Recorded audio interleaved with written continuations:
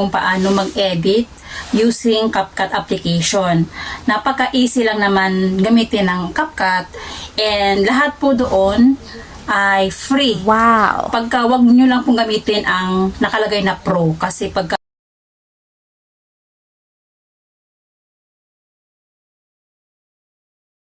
So okay guys, punta kayo sa inyong CapCut applications. Open nyo. Tingnan nyo lang yung screen. Kasi naka-mirror yan. Nag-mirror ako dito guys para lang talaga sa inyo. Para maganda yung ating tutorial. Para maintindihan nyo ng malalo. Maintindihan nyo ng malinaw. Kasi pagka-tutorial, kailangan talaga dahan-dahanin natin yung pag-explain. So ayan guys, i-import niyo na. Na-import nyo na yung videos na pinili ninyo galing sa inyong gallery.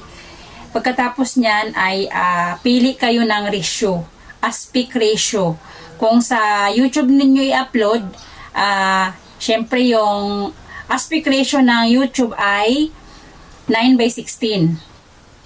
Pagka sa Facebook naman ay 16:9 or 3 or 4:3 or 1:1 or yun, yung pinakauna ay yung parang nakalagay dyan may logo na ayan, may nakalagay logo una.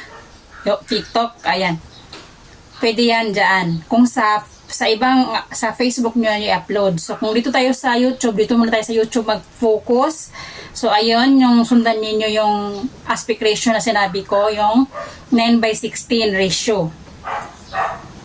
Ngayon, ang gagawin nyo guys ay maglagay tayo ng music. Paano nga ba maglagay ng music sa ating video? Para ito sa mga beginners na gustong gumamit ng CapCut at ito ay step by step na tutorial para masundan ninyo ng mabuti.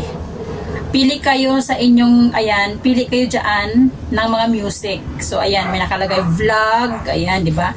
So, dito dito guys, sa search bar na yan, i-type natin, for example, gusto na food vlog tayo. So, i-type natin dyan food vlog. Tapos, ayan, maglabas na dyan yung mga iba't ibang music.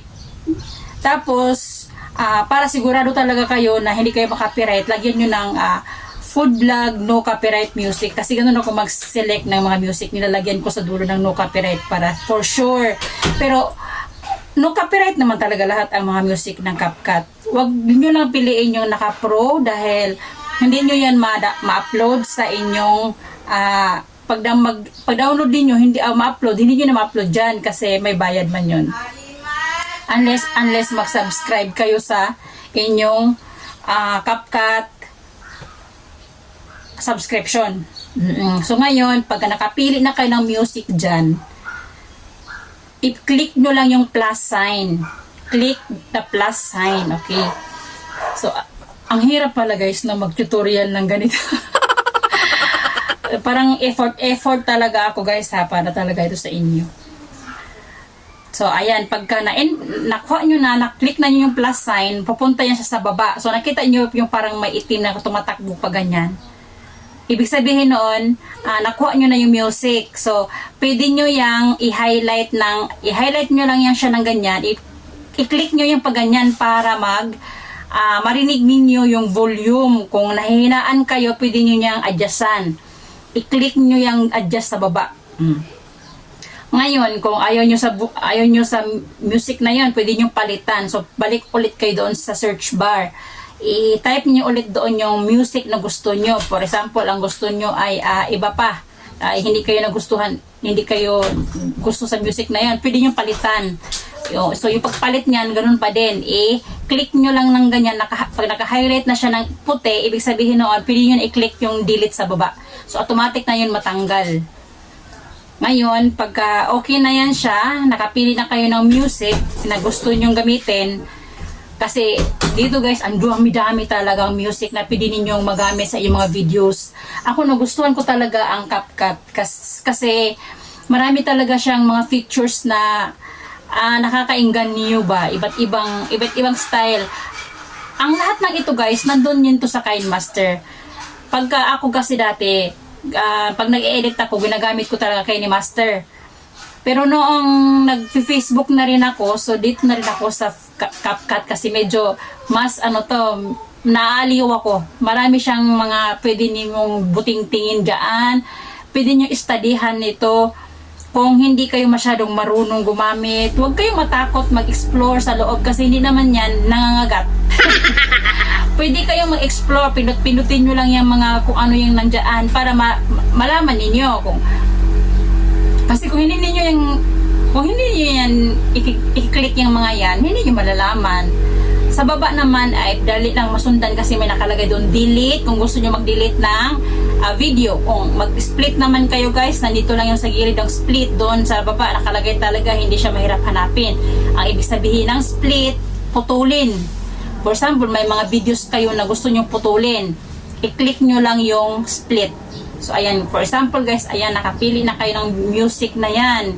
Kasi sa dami-daming music dito, hindi kayo agad-agad makapili. Okay. Ngayon, kung okay na yung inyong music na napili, i-click nyo lang yung parang check sa gilid. I-click nyo lang yan. So okay na yan. Meron na kayong music para sa inyong video. Ngayon, kung gusto nyo naman ang gusto nyo naman ilakasan, ayan, nakita nyo ba yung cursor dyan? Yung pag ganon, pahina, palakas, ayan, medium. Tapos, gusto nyo itudo pa talaga yung lakas, pwede din. Ayan, depende na sa inyo. Kayo na lang ang magtimpla. Kung ano sa pandinig niyo maganda, o yun, gawin ninyo. Ngayon, kung okay na kayo dyan, sundan nyo na lang itong, yung sinabi ko. Kung gusto nyo maglagay ng text, i-click nyo yung text sa baba. Nakita nyo ba? Tapos, ngayon, i-type niyo yung gustong sabihin nyo sa video. For example, sa akin, beautiful river view. Ayan, eme. Kasi yung video natin tungkol sa sapa. Kaya ayan. For example, beautiful river view. Diyan sa baba, mayroon yung mga templates diyan na pwede niyo magamit. Basta wag niyo lang gamitin yung pro. Pwede niyo gamitin yan lahat basta hindi naka-pro ang nakalagay. Pwede nyo yung palitan niya ng mga font. Yung font niyan guys, free din yun. Walang bayad. Basta nakalagay siya is na walang pro sa ibabaw sa pangalan niya. Pwede nyo palitan yan. Mamili kayo dyan hanggat gusto nyo. Mag-explore kayo. Explore nyo yung inyong cellphone. Yung inyong CapCut application. I-explore nyo lahat ng mga features dyan para matuto din kayo. Kasi kung hindi din kayo, hindi niyo yan pipindutin, hindi niyo rin malalaman kung ano nandyan. Ngayon, yung nakalagay dyan font, diba? May nakalagay font dyan. Pwede nyo yung pindutin at mag-iiba naman yung sulat sa taas.